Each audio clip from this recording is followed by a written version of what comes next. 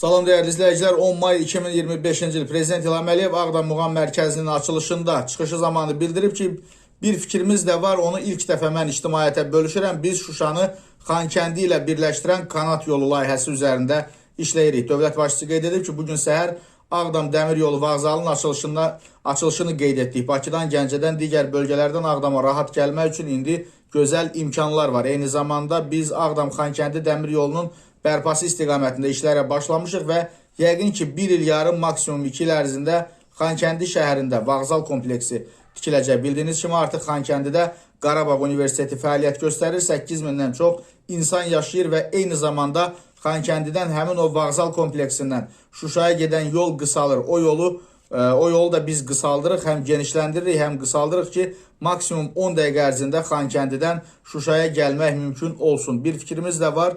Onu ilk dəfə mən ictimaiyyətə bölüşürəm. Biz Şuşanı Xankəndi ilə birləşdirən kanat yolu layihəsi üzərində işləyirik. Onu da bildirməliyəm ki, Laçın şəhərində kanat yolunun tikintisinə yəqin ki, bu il başlanılacaq. Kəlbəcərdə də belə layihə var. Yəni ki, bu həm turizm baxımından, həm insanların rahat gediş gəlişi üçün çox gözəl bir vasitə olacaq deyə dövlət başçısı bildirib.